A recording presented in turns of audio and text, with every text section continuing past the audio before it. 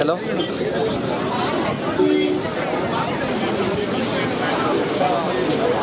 തീർച്ചയായിട്ടും രാജ്യത്തിന് ഉൾപ്പെടെ കേരളത്തിന് ഉൾപ്പെടെ തിരുവനന്തപുരം ജില്ലയുടെ ഉൾപ്പെടെ സാധ്യതകൾ മാറുകയല്ലേ. ലോക ഭൂപടത്തിലേക്ക് നമ്മുടെ വിഴിഞ്ഞം തുറമുഖം കയറി പറ്റുന്നതോടുകൂടി നമുക്കറിയാം മറ്റു രാഷ്ട്രങ്ങളൊക്കെ ഉറ്റുനോക്കുന്ന ഒരു കാലഘട്ടമാണ്. ഇപ്പൊ തന്നെ ഫുൾ സ്ട്രെങ്ത് വരുന്നതിന് മുമ്പ് തന്നെ ഇന്നിപ്പം നമ്മുടെ ഇത് സമർപ്പിക്കുന്നതിന് മുമ്പ് തന്നെ ഏതാണ്ട് 76-ൽ പരം കപ്പൽ വന്നു.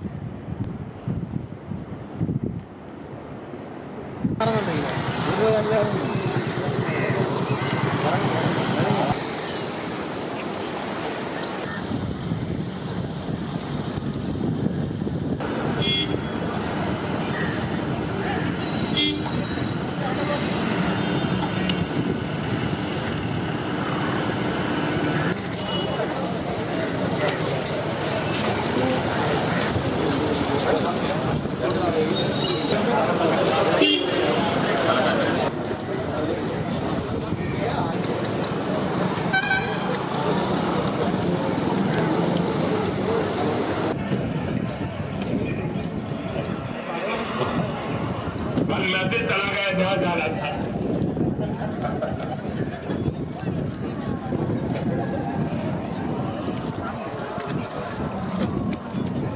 साथियों, ब्रॉड इकोनॉमी की पूरे पोटेंशियल का इस्तेमाल तब होता है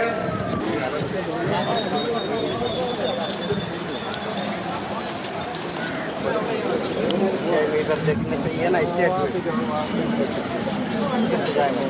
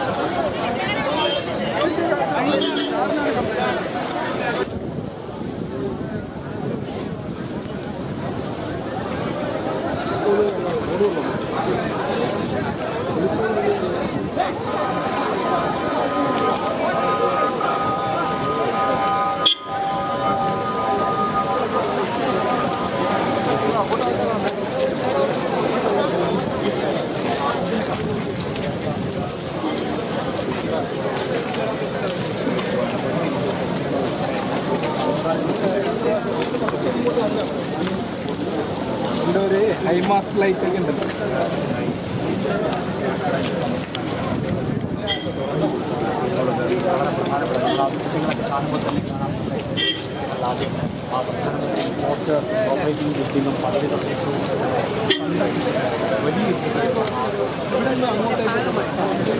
മദർഷിപ്പിൽ വരുന്നത് അങ്ങോട്ട് മാത്രം. ഹലോ,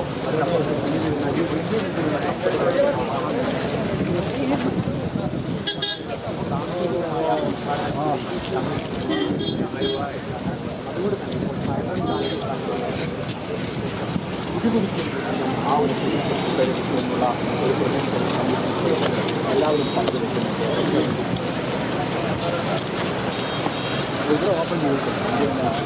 കാര്യങ്ങളെ പറ്റി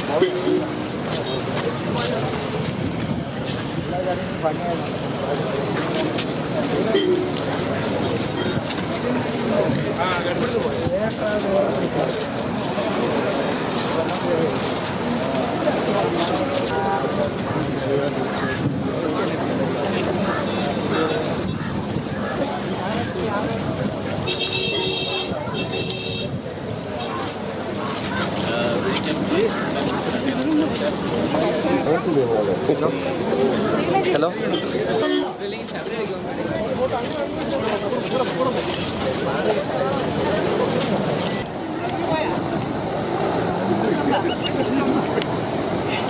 ഈ ഒരു നിമിഷത്തില് നമ്മളെ ഏറ്റവും മലയാളികൾക്ക് ഒന്നടങ്കം സന്തോഷിക്കാൻ പറ്റുന്ന ഒരു സാഹചര്യമാണ്. എന്താണ് ഈ ഒരു പുതിയൊരു പ്ലാൻ? എനിക്ക് ഇത് തുടക്കം മാത്രമായിട്ടല്ലേ കാണാൻ പറ്റുള്ളൂ. വിഴിഞ്ഞം അന്താരാഷ്ട്ര തുറമുഖത്തിന്റെ കമ്മീഷനിങ്ങും രാജ്യത്തിന് സമർപ്പിക്കൽ ചടങ്ങും ഇപ്പോൾ കഴിഞ്ഞിരിക്കുകയാണ്. അപ്പൊ അതോടുകൂടി നമ്മൾ ഗണ്യമായ തോതിൽ വാണിജ്യാടിസ്ഥാനത്തിൽ പ്രവർത്തനങ്ങൾ ഇനിയും തുടരും. അപ്പൊ ഇനി ഒരുപാട് പടവുകൾ കയറാനുണ്ട്. അതിനുള്ള ഒരു വലിയൊരു ആരംഭമാണ്, ഒരു ശുഭാരംഭമാണ് തീർച്ചയായും.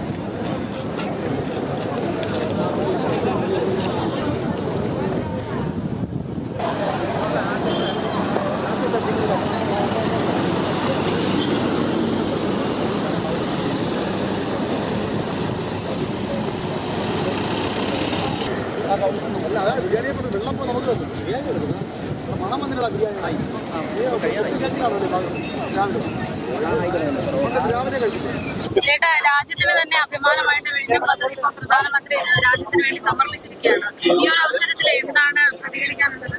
അല്ല, ഇത് രാജ്യത്തിന്റെയും പ്രത്യേകിച്ച് കേരളത്തിന്റെയും അഭിമാന നിമിഷമാണ്.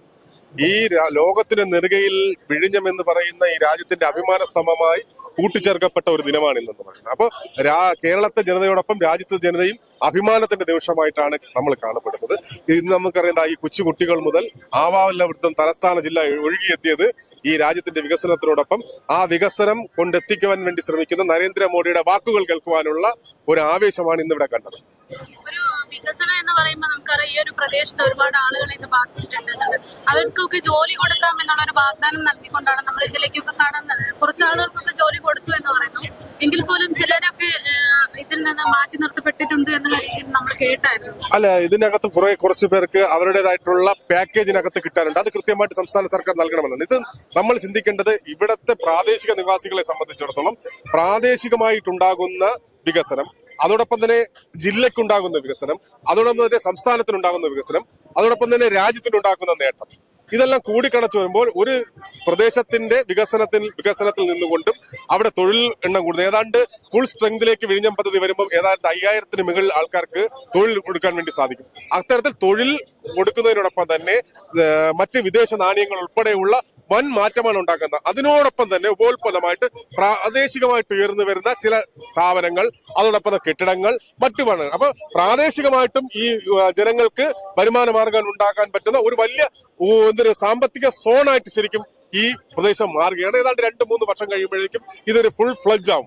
അപ്പോഴാണ് ഇതിന്റെ പൂർണ്ണമായിട്ടുള്ള അർത്ഥം ഈ ആൾക്കാർക്ക് മനസ്സിലാവാൻ വേണ്ടി സാധിക്കുന്നത്. ഇന്ന് ഈ നാടിന്റെ എന്താ പറയുക ആഹ്ലാദത്തിന്റെ ദിനമാണ്. ഒരുപാട് വർഷക്കാലം പലരും പറഞ്ഞു പോയിക്കൊണ്ടിരുന്ന ഒരു കാര്യത്തിന് പൂർണ്ണ ഒരു പരിസമാപ്തി എത്തിയിരിക്കുന്നു. പ്രതീക്ഷയ്ക്ക് പക നൽകുന്ന ഒരു കാര്യമാണ്. അതുകൊണ്ട് തിരുവനന്തപുരം ജില്ല അക്ഷരാർത്ഥത്തിൽ ആവേശമാണ്. ഇല്ല, ഇപ്പം രാജ്യം ഒന്നടങ്കം ഉറ്റുനോക്കുന്ന ഒരു പദ്ധതി എന്ന് പറയുമ്പോൾ അതിൽ ഏറ്റവും കൂടുതൽ എടുത്തു പറയേണ്ടുന്നത് ഈ ഒരു ടെക്നോളജി മൊത്തം നിയന്ത്രിക്കുന്നത് നമ്മുടെ ഈ പ്രദേശത്തുള്ള സ്ത്രീകളാണ് എന്നുള്ളൊരു റിപ്പോർട്ട് കൂടെയുണ്ട്. ആ ഒരു വിഷയത്തിൽ എങ്ങനെയാണ്? തീർച്ചയായിട്ടും ഇതിനകത്ത് ജോലി ചെയ്യുന്നതിൽ ഇവിടുത്തെ പരമ്പരാഗത മത്സ്യത്തൊഴിലാളികളുമായി ബന്ധപ്പെട്ട ആൾക്കാർ ഉൾപ്പെടെ ജോലി ചെയ്യുന്നു എന്ന് പറയുമ്പോൾ അവരെ ഞാൻ പറഞ്ഞത് എല്ലാവരെയും ഉൾക്കൊള്ളിച്ചു കൊണ്ടുള്ള എല്ലാവരുടെയും വികസനം, ആ വികസനമാണ് ശരിക്കും വിഴിഞ്ഞം പോർട്ടുമായിട്ട് ബന്ധപ്പെട്ടിരിക്കണം.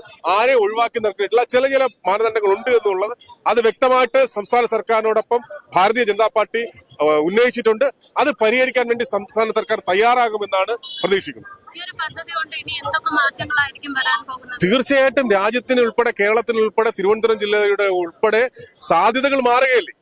ലോക ഭൂപടത്തിലേക്ക് നമ്മുടെ വിഴിഞ്ഞം തുറമുഖം കയറി പറ്റുന്നതോടുകൂടി നമുക്കറിയാം മറ്റു രാഷ്ട്രങ്ങളൊക്കെ ഉറ്റുനോക്കുന്ന ഒരു കാലഘട്ടമാണ്. ഇപ്പൊ തന്നെ ഫുൾ സ്ട്രെങ്ത് വരുന്നതിന് മുമ്പ് തന്നെ ഇന്നിപ്പം നമ്മുടെ ഇത് സമർപ്പിക്കുന്നതിന് മുമ്പ് തന്നെ ഏതാണ്ട് 76-ൽ പരം കപ്പൽ വന്നു. ഏതാണ്ട് 1 ലക്ഷത്തോളം ടൺ സാധനങ്ങൾ, 1 ലക്ഷം കണ്ടെയ്നർ ഇവിടെ നിന്ന് പോയി. അപ്പം ആ തരത്തിൽ അത് തുടങ്ങുന്നതിന് മുമ്പ് തന്നെ മറ്റ് സ്ഥലങ്ങളിൽ നിന്നുള്ള ലോകത്തു നിന്നുള്ള ആൾക്കാർ ഇത് ആശ്രയിച്ച് വരുന്നുണ്ടെങ്കിൽ അതിന്റെ നേട്ടം, ആ നേട്ടം നമ്മുടെ രാജ്യത്തിന് ഉണ്ടാകും, നമ്മുടെ സംസ്ഥാനത്തിനുണ്ടാകും, നമ്മുടെ ജില്ലയ്ക്കുണ്ടാകും. അതിൽ നമ്മുടെ ജില്ല അഭിമാനിക്കുകയാണ്. അതിന് എല്ലാവരും ഒറ്റ വാക്കിൽ നരേന്ദ്രമോദിക്ക് അതിനു വേണ്ടിയിട്ടുള്ള നന്ദി പറയാൻ വേണ്ടിയിട്ടാണ് ഇന്ന് കണ്ട ജനസാഗരം എന്ന് പറയുന്നത്.